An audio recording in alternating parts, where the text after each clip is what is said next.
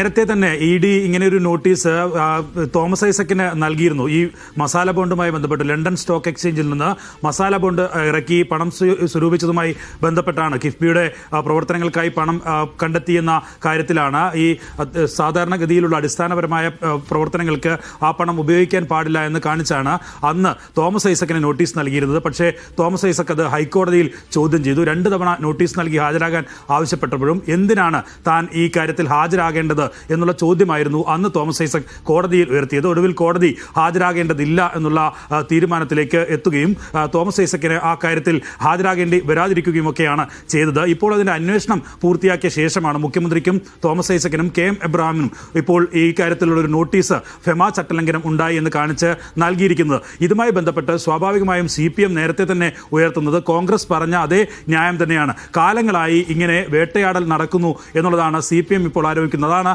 ഗോവിന്ദൻ മാസ്റ്ററും സൂചിപ്പിച്ചത്. അക്കാര്യത്തിൽ CPM-ന് ഇതാദ്യമായിട്ടല്ല ഇങ്ങനൊരു കത്ത് ED-യിൽ നിന്നൊക്കെ ലഭിക്കുന്നത്. അതുകൊണ്ട് തന്നെ ഇതിനെ വലിയ വില കൊടുക്കേണ്ടതില്ല എന്നുള്ള നിലപാടിലേക്കാണ് CPM എത്തുന്നത്.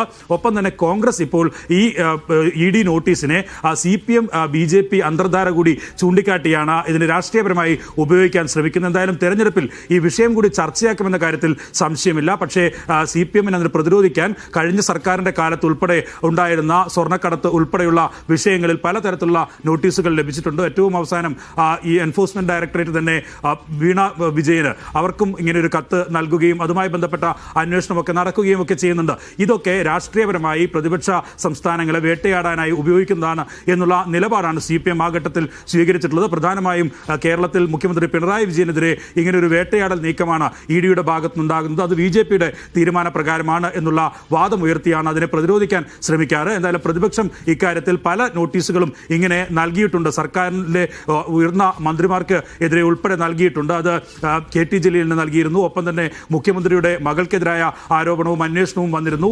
അതിലൊന്നും തുടർ നടപടി ഉണ്ടായിട്ടില്ല. അത് BJP-യും സംസ്ഥാനവും തമ്മിലുള്ള ഒരു CPM-ഉം തമ്മിലുള്ള അന്തർധാരയുടെ ഭാഗമെന്ന് കാണിച്ച് പ്രചാരണം നടത്താനായിരിക്കും എന്തായാലും UDF തീരുമാനിച്ചിട്ടുണ്ടാവുക.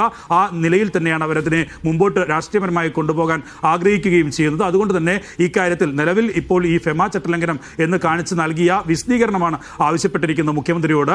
സാധാരണഗതിയിൽ ഉള്ള നടപടിക്രമമാണ്. എപ്പോൾ അത് അവസാനിക്കുമെന്ന് നിലവിൽ പറയാൻ കഴിയില്ല. അതുകൊണ്ട് തന്നെ ഇക്കാര്യത്തിൽ കൂടുതൽ നടപടിയിലേക്ക് എന്തായാലും ED പോകാൻ പെട്ടെന്ന് പോകാനുള്ള സാധ്യതയില്ല. ഇതിന് ഒരുപക്ഷെ മുഖ്യമന്ത്രി തന്നെ മറുപടി നൽകുകയോ അല്ലെങ്കിൽ ഈ നോട്ടീസിനെ കോടതിയിൽ ചോദ്യം ചെയ്യാനോ ആയിരിക്കും തീരുമാനമെടുക്കുക. ഇങ്ങനെ എന്തിന് ഈ നോട്ടീസ് ഇപ്പോൾ നൽകിയിരിക്കുന്നു എന്ന് ചൂണ്ടിക്കാട്ടിയായിരിക്കും ആ കാര്യത്തിൽ മുഖ്യമന്ത്രി ഒരുപക്ഷെ ഹൈക്കോടതിയിൽ ഈ വിഷയത്തിൽ ചോദ്യം ചെയ്യലുമായി രംഗത്തെത്താനുള്ള സാധ്യതയുള്ളത്. നേരത്തെ തോമസ് ഐസക് വിഷയത്തിലൊക്കെ നൽകിയതുപോലുള്ള ആ കാര്യങ്ങൾ കൂടി ചൂണ്ടിക്കാട്ടിയായിരിക്കും ഒരുപക്ഷെ നിയമ നടപടി സ്വീകരിക്കുക. അല്ലെങ്കിൽ ഈ കാര്യത്തിൽ തനിക്ക് നയപരമായി തെറ്റ് സംഭവിച്ചിട്ടില്ല, ഭരണതലത്തിൽ തെറ്റ് സംഭവിച്ചിട്ടില്ല, കിഫ്ബിയുടെ പ്രവർത്തനങ്ങളുമായി ബന്ധപ്പെട്ട് പലതരത്തിലുള്ള ഫണ്ടുകൾ സ്വീകരിക്കുന്നുണ്ട്, മസാല ബോണ്ട് ഇറക്കിയതും അതിന്റെ ഭാഗമാണ് എന്ന് കാണിച്ച് മറുപടി നൽകിയാലും മതിയാകും. എന്തായാലും അടുത്ത നടപടി എന്ത് സ്വീകരിക്കും ED എന്നുള്ളതാണ് അറിയേണ്ടത്. അതുവരെ സ്വാഭാവികമായും തെരഞ്ഞെടുപ്പുകളിൽ ചർച്ചയായി തന്നെ ഈ കാര്യം മാറുമെന്ന കാര്യത്തിൽ സംശയമില്ല. തദ്ദേശ തെരഞ്ഞെടുപ്പിലും ഈ ചർച്ച ഉയർത്താനുള്ള തീരുമാനമാണ് എടുത്തിരിക്കുന്നത്. പക്ഷേ അത്